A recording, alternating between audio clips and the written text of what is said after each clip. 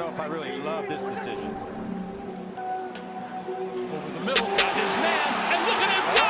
Jalen Waddle for the touchdown! Welcome to Inside Leverage, your gateway to the fascinating realm of the Miami Dolphins.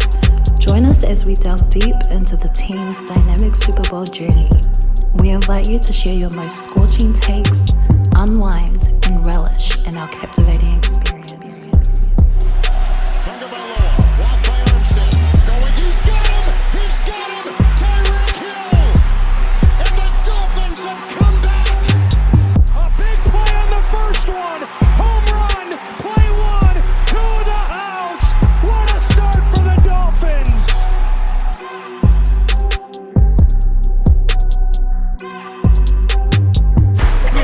Put on the show, baby. That's what we do. Maybe it's a delayed. I didn't mute. Oh, how about if I'm not muted? Can you hear me now? Yeah. I was gonna say though, I came in at the perfect time. You know, Leslie Nielsen and all the Naked Gun movies. That was maybe OJ back before he turned into the OJ we all know and love now, of course. And Joe Dirt became a cult classic, but it wasn't a great movie. Pootie Tang is maybe one of the 5 funniest movies of the last 30 years. You know, Louis C.K. helped write that. I'm going to follow this man right now. This guy's a genius. I love this guy. Well, Brandon, thank you for coming to our space. Appreciate you taking time out your day. Can you just give us a rundown of what you do, how you started in covering sports, or just a little history? Oh, man. How much time do we have? As much as you know. No, I've been in Denver covering the Broncos and by extension the NFL and doing stuff with Fox Sports Radio as well in recent years, but around the Broncos. This is my 17th season. I worked at Sirius when it was getting off the ground, before it was Sirius XM for a little bit. Before that, I covered the Chiefs back in 2003. And, you know, my first job out of school was at a golf magazine in New York working for Rupert Murdoch, and we went out of business. I went to University of Kansas, so shout out to my Jayhawks. We went out of business on September 10th, 2001, and the next day the World Trade Center got attacked. So that was a weird time to be a young, aspiring journalist as the world shut down for weeks and months in New York. But got into radio with my man Doug Gottlieb back in 2002 in Oklahoma City. And like I mentioned, within KC, but I've been in Denver since 2006 and around the Broncos plenty, and around a bunch of people on the Dolphins coaching staff. The good thing about the Broncos having new coaches every other year is that I know coaches on every staff of the league. You said you guys have great coaches that leave you guys. I appreciate you. You said you stayed in KC? I was just for a year. I was there when they launched a station called 610. I worked with Jason Whitlock before he went fully off the deep end, and Tim Grunhard and Bill Moss. And it was a fun time because they had Priest Holmes and Hall of Famer Willie Roaf and Hall of Famer Tony Gonzalez and just a really good team. They went 13-3 and then lost to Peyton Manning and the Colts in the game 38-35 in the playoffs with 0 punts in a playoff game. But that was the lone year I was covering the Chiefs back in KC. For that game. That's a great game. What year was that, in the 90s? I was in Kansas City. That was 90s. That was 2003. Yeah, 03. I went to Kansas from 96 to 2000 when Paul Pierce was there and Scott Pollard and those guys, Jacques Vaughn, and then later Kirk Heinrich was a freshman, Drew Gooden. Listen. As a Miami podcast, we don't care about Paul Pierce, okay? I get it. I get it. Why would you? And y'all stole Ray Allen from the Celtics, so y'all always have that over him. And look, I know we're going to talk about the Dolphins plenty, but a pretty fun run to see both South Florida hockey and basketball teams in the finals, even though, you know, the Nuggets got the best of Jimmy Butler and company. It was had to be a fun time in South Florida in the spring and early summer. Oh, yeah. It was a great time. South Florida sports fans in general, we had a pretty great run. We're hoping that, you know, the Dolphins can capitalize on and maybe finish the job that some of these other teams weren't able to do. But overall, it was great to see from FIU to everyone, man. The Canes, the tourney run, even the Canes women had a nice run. What's going on with Miami? Like, we got a bunch of stuff going on in South Florida. Yeah, no doubt. I was bummed. I was actually going to be down there for the game, and plans changed because of my wife's travel schedule and all this and that, and they didn't need me to cover the game because I work at the Broncos flagship. So we already obviously send a bunch of people down to work the game, call the game. And so I go to a handful of road games a year. Some years I go to all of them.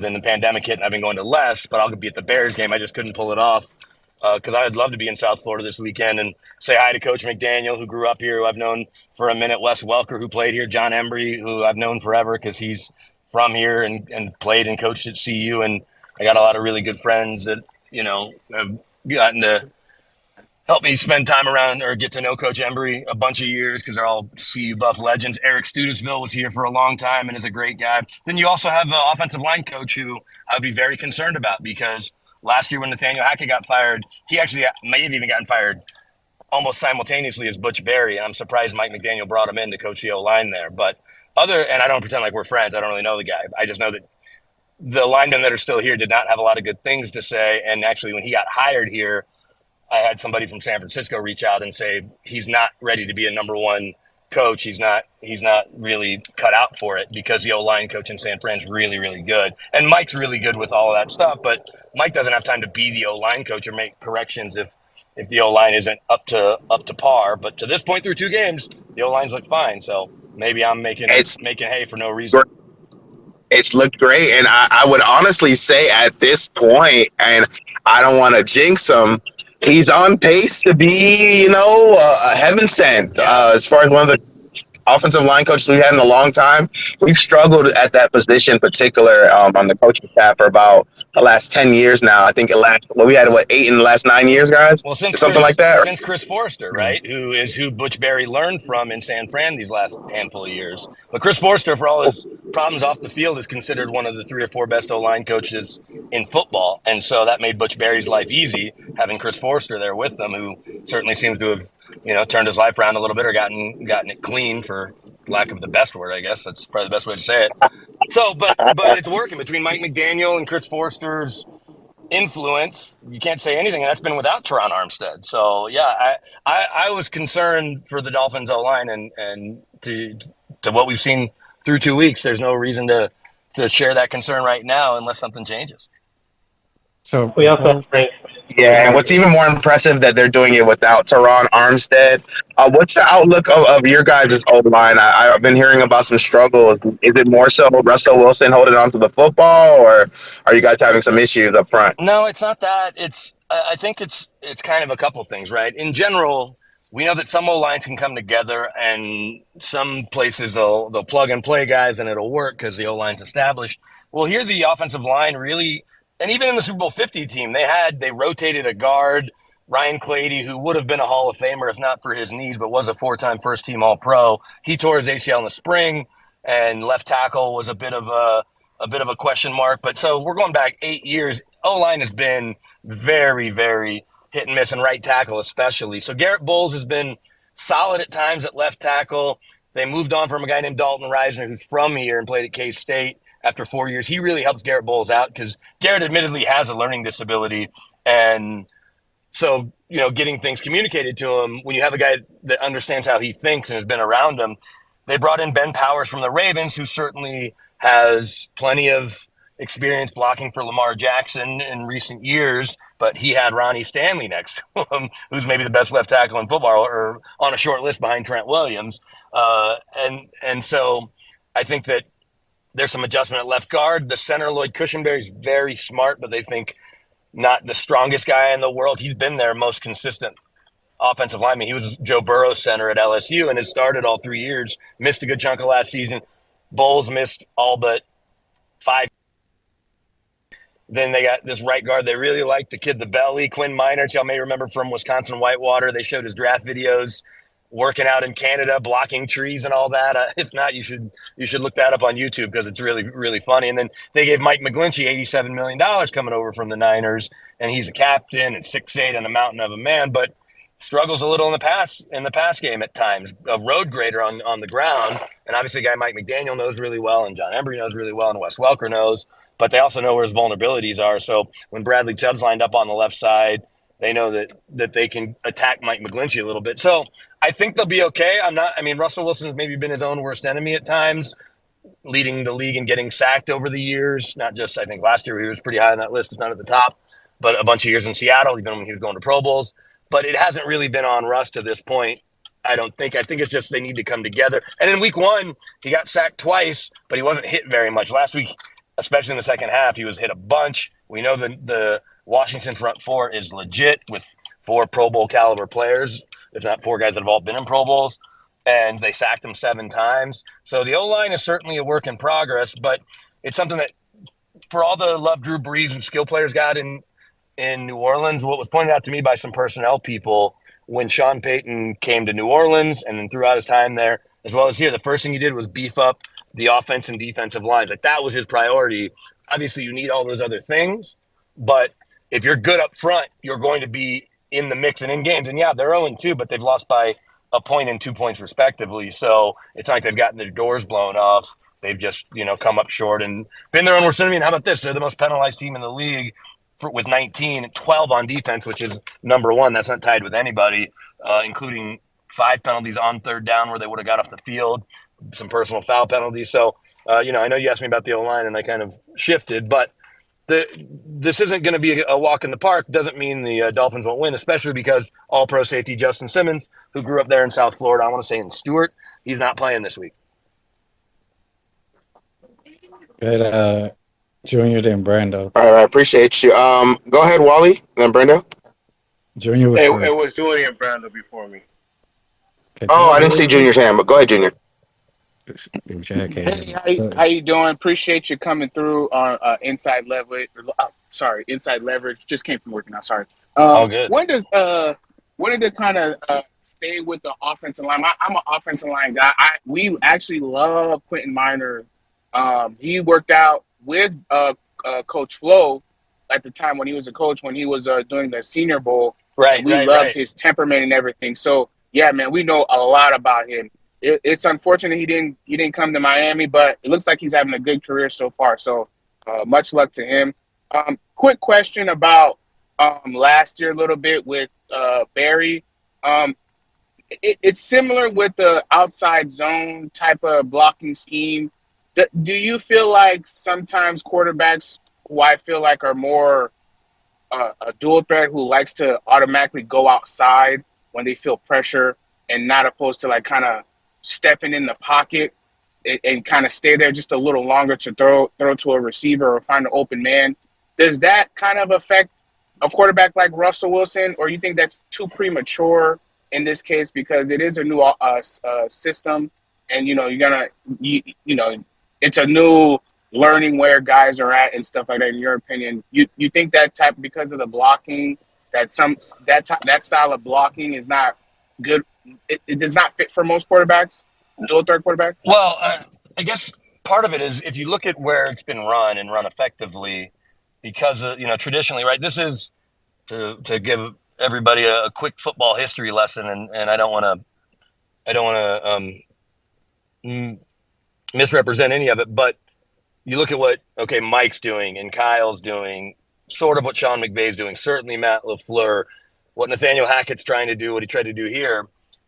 Those are all kind of the same version, a heightened version, an evolved version of what Mike Shanahan and Alex Gibbs did, right? Especially with the cutback zone blocking. And that was their evolution of Mike working under Bill Walsh, right? And so Alex Gibbs, the O-line coach here forever when the Broncos were winning Super Bowls with John Elway and really kind of revolutionizing what that was, and they had 7 years with 7 different running backs that ran for 1,000 yards, not just Terrell Davis, but right, we could just go down the list: Mike Anderson, Clinton Portis, Tatum Bell, and just keep going, right?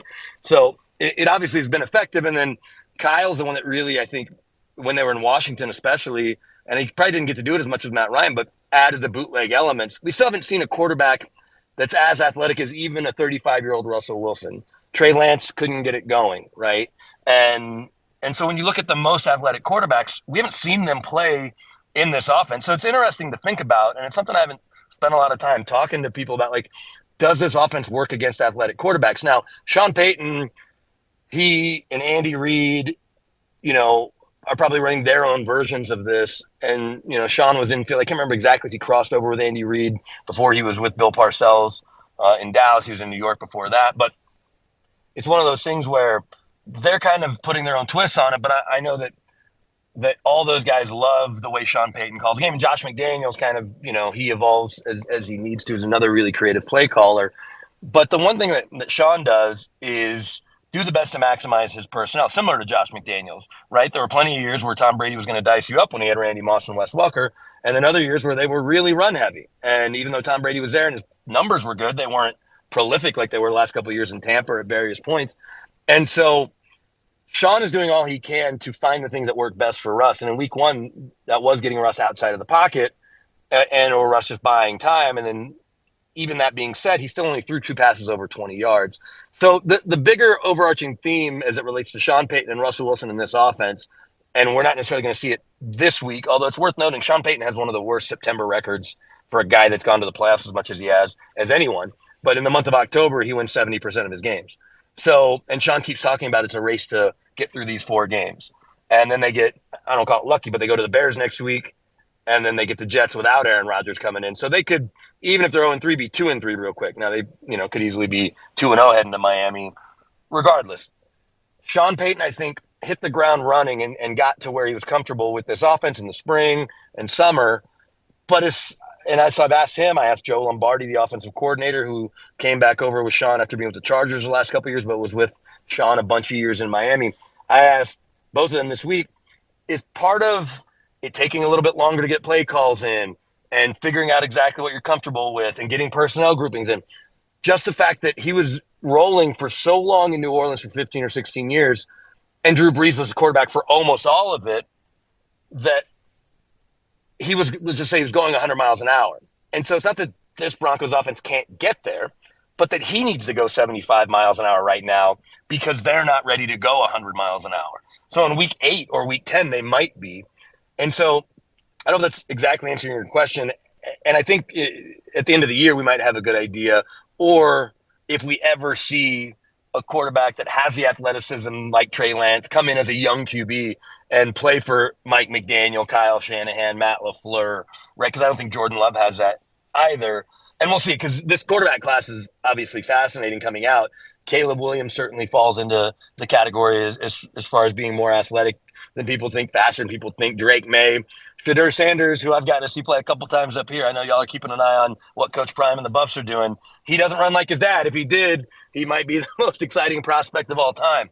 But someone that is going to look to run, Josh Allen, if he had a play caller like Mike McDaniel or Kyle Shanahan, I'd love to see it, and that's who Russell Wilson certainly was. But he's never had anybody from this tree except for Shane Waldron for a year or two, and Shane came from Sean's version of it.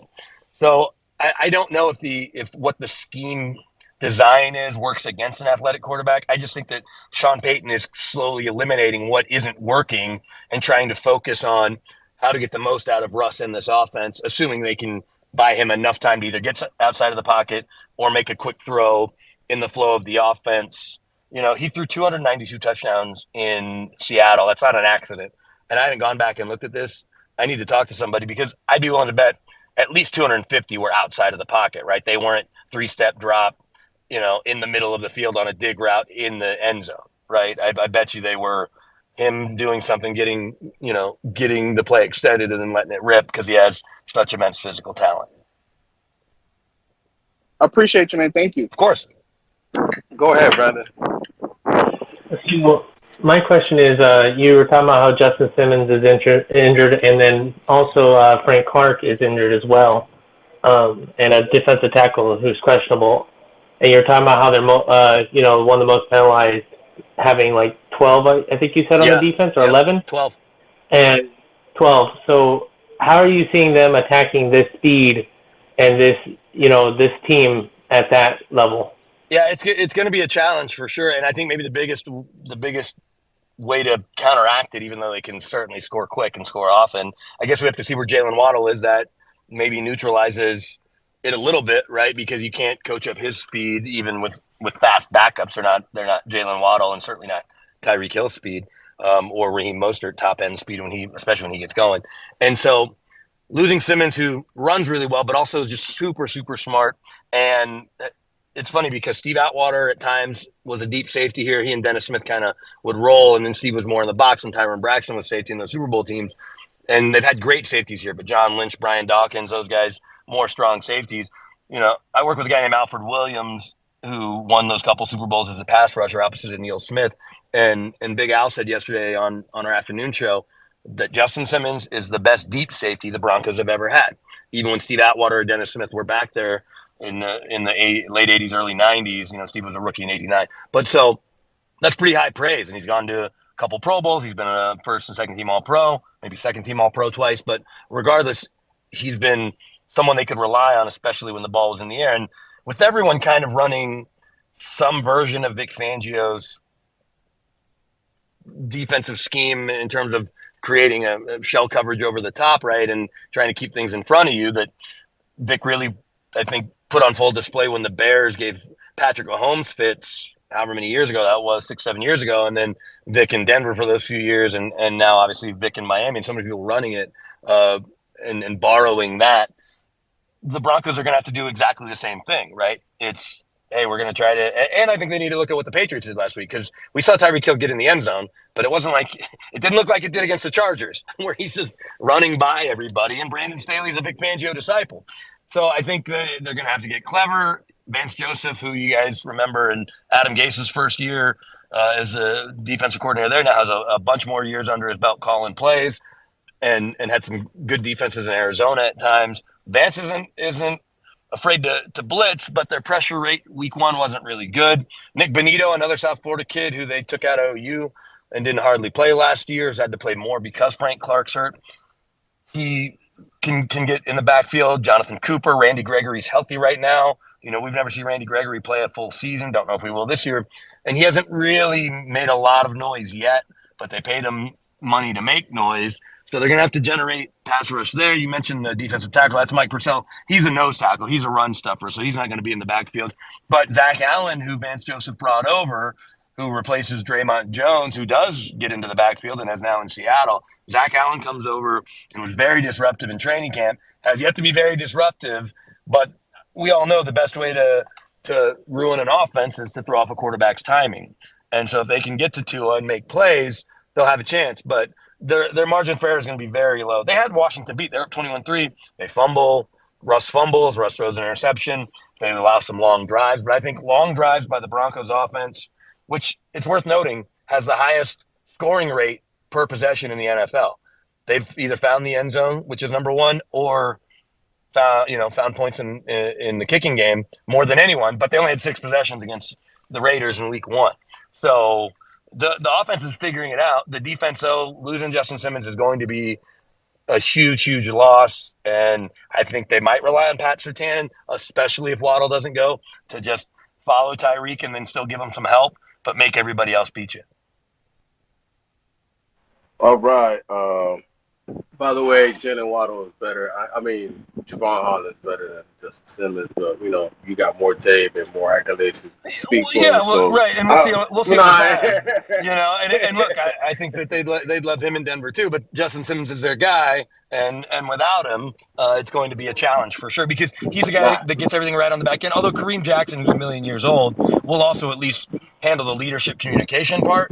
But the kid that came in for Kareem, which forced Justin to have to kind of play down in the box more, a kid named Delarian Turner-Yell from OU, didn't play at all as a rookie, got his first game action, 29 snaps. Wasn't terrible, but looked like a young player that hadn't played much. And he, on that touchdown pass to Terry McLaurin, which was a dart from Sam Howell, a really great throw in the second half, he was turned around. And you have to think if Simmons is there, he might be able to either make a play on the ball or do something to break up the pass. So, yeah, I get it. I'm not calling Justin Simmons the best safety in football, but he's on a short list, and losing him will be very, very tough to overcome for the Broncos. No. No, big facts. He's definitely one of the best safeties in football for sure. He is. Yeah. The real question was, look, I would usually ask who's in the guard Tyreek and tell me Pat Surtain. I'm gonna laugh at that, but why? Well, here, let me ask you this: like, is Florida track a real thing? Like kids that run high school track? Well, it's different. Yeah, right. A lot of the times it's like football athletes who are doing both, but there is a big track and field, whatever that high school is that he was at, that Brandon Johnson was at, the wide receiver. American Heritage. Yeah, at American Heritage, I think they had the best track team in the state, and he was on the relay team. Right. And 2 years ago as a rookie, because look, no one's confusing no one's confusing anyone with Tyreek Hill. And speaking of Vic Fangio, a couple of years ago, you know who his pop is, right? Of course, Dolphin legend. So yes, we respect that. No, but he coming home. He coming home in 2 years, by the way. I'm just gonna say this was a surprise to me. Pat Surtain is a rookie who, again, no one's going to confuse him with Darrell Green or Dion necessarily, but I'll say this. He had a pick six against the Chargers, and the next-gen stats clocked him at 22 miles an hour and change. That was the fastest a defensive back had run in 3 seasons across the entire NFL, or 5 seasons, or whatever it was. So Tyreek Hill is a different level, and I asked Justin Simmons about it this week, but going back to Vic, when Vic was here and they'd see Tyreek Hill twice a year, I said, look, Chris Harris, another. You rank him, and Vic Fangio says, yeah, it's probably him. If not, I don't know, Deion, Bo Jackson, but listen to those names. So we understand Tyreek Hill is a different animal, but I'll take Pat Surtain over the Patriots corners or certainly the Chargers corners, especially if Jalen can't go. Now, Jalen and Pat were college roommates at Alabama and are best friends. And so I know he'd love to see his boy play, but we know how concussions work. Your receivers coach knows better than just about anyone. And so if Jalen can go, it makes things way harder. If he can't, it makes things a little easier for Pat to be on or near Tyreek as much as possible, and still probably with some help because Tyreek is that unique. But to just go ahead and say that you'll take Tyreek against Surtain, I mean, Tyreek, what do you have, 40-something yards last week? That's way different than 258 or whatever it was the week before. But look, see, hold on a second, because it was a twofer. All right, let's go. Okay. Let's go. What I wanted to ask you is, like, I heard about the defensive injuries and all that good stuff. How comfortable are you with your players? And you talked about penalties and all that good stuff. Staying disciplined with the team that runs the most motions, and now they just took the motion to another level. How comfortable are you on your team, your defense, staying with it? Well, staying with it is the easy part pre-snap, right? Because pre-snap, you don't have to necessarily be on somebody. It's where do they go once the ball's snapped. So the Broncos, and you want something to keep an eye on, they've got a rookie, a kid named Drew Sanders, who also was at Alabama and overlapped with those guys a little. An edge rusher who's a coach's kid, white boy from Dallas that can really, really run. He goes to Arkansas, and they make him an off-the-ball inside linebacker, but he just has a nose for getting in the backfield. They've barely played him. They've got these other 2 white dudes in the middle. Alex Singleton is a tackling machine, led the team in tackles even though he didn't start 5 games last year, was 5th in the NFL in tackles, and led the Eagles in tackles for a couple of years, and the Eagles let him go because they think he's undersized. Next to him is Josie Jewell, who's as smart a linebacker as you'll come across.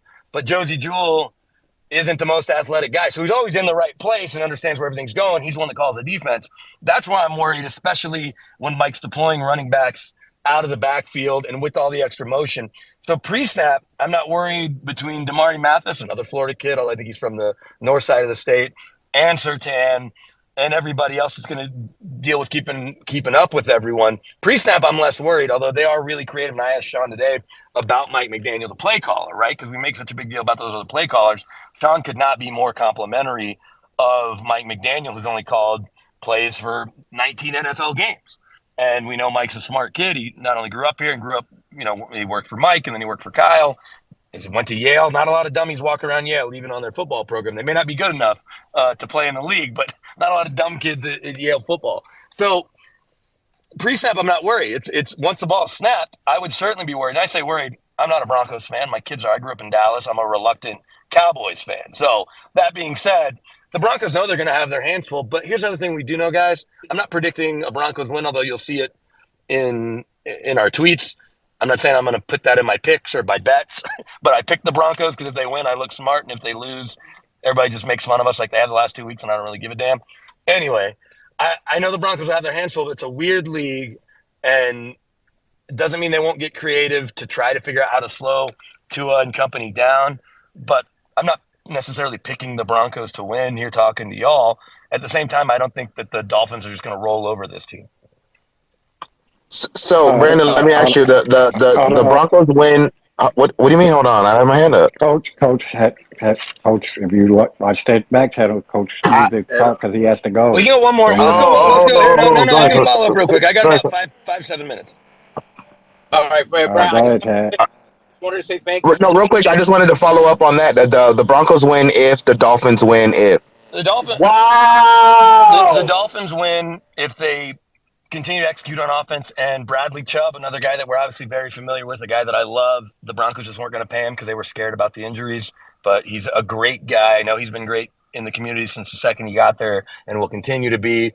If Bradley Chubb and Christian Wilkins, those guys live in the Broncos backfield, mimic what the Washington Commanders did in the second half and make life hard, and the Broncos give the ball away. Conversely, if the Broncos, even without Justin Simmons, who's been the NFL leader in interceptions at safety over the last 4 years, if they can get their hands on the football, that changes things. If they force 0 turnovers, I know it's kind of a cop out. The Broncos aren't going to win this game straight up if both teams have no turnovers. The Broncos are going to need to generate something, whether it's in the kicking game. You guys got to keep an eye on the rookie Marvin Mims out of OU. He had 2 catches last week, a 60-yard touchdown and a 53-yarder, and he had a really nice punt return. The kid, he's not Tyreek Hill. I don't know if he's as fast as Jalen Waddle. He's maybe a little bigger than Tyreek. He's not as big, but a little taller. But he's the guy that they're going to continue to get rolling. And then Jerry Jeudy, who's been dealing with the hamstring, another South Florida kid. He wasn't accidentally taken 15th. He's had a rocky up and down career, but last year in the final 4 games where they kind of featured him and put him in that X spot, which you're not necessarily doing here, he and Russ got connecting. Jerry Jeudy can mess with the defense. And then they've got Cortland Sutton. They've got some tight ends they kind of like. And the backside of the backfield. Here's the other thing, too, real quick. Sean Payton, every year in New Orleans, was never lower than 5th in the league throwing to running backs out of the backfield. They didn't do it as much last week. Week 1, they had 9 passes out of the backfield to Samaje Perine and Javonte Williams, who, for a guy that tore his knee in Week 4 last year, looks like he never hurt his knee at all. He still hasn't really started rolling. The running game hasn't been there. Russ led him in rushing last week with 56 yards. But turnovers, as they often do, turnovers are the only way the Broncos win. I would be shocked if there's 0 turnovers in the game and you guys next week when y'all are getting together see if the Broncos win the game 20-17 or 23-20. That would blow my mind. Really, Coach. I know you try to talk to him. No, let me go last. I'll let you everybody go and I'll go last. Yeah, how many do we have left? Because I'm grabbing my kiddos and I got to get rolling. So, but they're in. We're good. Just 2. We got 2. We got 2 more. 2 more, real quick. I'll make it quick, Brent. I'll make it quick, no Brandon. And Thank I'll you make for your my time as answers well. a little quicker because I know I can be a little talkative, which is fun. I know you mentioned you don't think the Broncos are going to win, but you don't think we're going to blow you out. We on the show here typically do an Avi bet with our guests. Either you can do the Avi bet or the push-ups bet. You got to ride with Bronco Nation. Okay. Let's ride. What's the bet? So would you like to do the push-up bet or the Avi bet? What about a monologue from Joe Dirt? Well, I'm just kidding. The No. Avi bet is that? Are you just changing the word for abs? Yeah, you change your Avi to ours for 1 week. Avi bet. Or Yeah. what's the push-up bet? 25 push-ups. You got to send them to inside leverage. I'd Nonstop. much rather do that. I don't want to Nonstop. pretend like at 45 I'm in the best shape I've ever been in, but I can handle 25 push-ups. And my avatar is me and my pal Peyton Manning patting me on the head back when he first got here. You can't change that. You can't change that for a minute. So yeah, I don't. And I work for the Broncos station, so it'll look weird if I have something Dolphins better related. make sure the boys win. So I'm all about the push-ups. I'm all about the push-up bet. All right, brother. That's a great photo. We'll lock it in. All right. Go ahead, Coach. Go ahead, Coach. Coach. No, man, listen, I just wanted to say thank you, Brandon. I know that we've been in contact all week. I appreciate your time. I wish I would have had some more time to ask you some questions, but the 9 to 5 calls, man. So I just wanted to say thank you. Be in touch, and I appreciate your time. We're trying to build something here on the Dolphins side and on the Twitter side, something special. So we appreciate all your contributions today. Yeah, guys, it sounds like y'all have a lot of fun. I'm sure Brandon Perna made you laugh. That dude is really, really Oh, yeah, absolutely. Hey, really quick, Brandon, before you go, you got any quick Wes Welker or John Embry stories you can share really quick before you get out of here? No, not because I don't want No. to, Okay. but because I don't. Okay. Okay. Okay. They're Okay. good Okay. Okay. stories. I'll say this: Okay. Okay. John Embry is a great dude who he and Kyle didn't see eye to eye at the end, and I would argue that Wes was very excited to come work for Mike because working for Kyle Shanahan can be a lot, and that's all. So I'll leave it at that. But they love working for Mike. I do know that, and Mike's such a likable dude. I've got. How about this? One of my bridesmaids and we can't, I guess I can call her a pastor, our friend Mary, who performed my wedding except for the Jewish parts, they grew up with Mike McDaniel. They worked with him at Champ's Sports Grill in high school. And then another pal of mine, Jenny Kavnar, grew up with him. She does Rockies pre and post game on TV and a lot of Sirius XM baseball. And so I had known about Mike for a long time, and people were always telling me, hey, you got to talk to our pal Mike if you see him at the combine or whatever. So I was a little late to the party on Mike, but it wasn't for lack of everybody around here telling me what a great dude he is. And now that I've gotten to get to know him a little bit, and it helps when I drop, names of friends that he grew up with, performed my wedding and were bridesmaids. But it's you guys got a good one there. And as much as I like dealing with Nathaniel Hackett, he was in over his head, and as good a coach as we know Sean Payton is, he's not the same personality or guy to deal with like Mike is. For Mike literally grew up 10 minutes from the Broncos facility and played his high school ball 14 minutes from the Broncos facility. Like it would have been cool, especially seeing what he's doing with the Dolphins, to have him here. So you guys got a good one. Adam Gase is a pal. I like Coach Flo a lot, but I think Mike McDaniel may have a chance to, be the second best coach in franchise history behind the great Don Shula. And if he becomes the best coach in franchise history, well, then that'll speak for itself. We wholeheartedly agree with that. I appreciate that. That was some good stuff there. Appreciate that. Brandon knows ball, man. Brandon knows ball. He knows what he's talking about. Hey guys, I'll holler at you or holler at me down the road. Maybe the Broncos and Dolphins will see each other in the playoffs. Hey, Hey, let's go. We'll definitely be in touch, man. I appreciate you. Sounds good. Hey, thank you so Enjoy the much, man. game. Enjoy the game, guys. Thank you, Brandon. Of course. Good luck. Thanks. Take care. Hey, man, that was great stuff, man. That was great stuff. Great stuff by Brandon, man. Yeah, man, that was good stuff. Good stuff.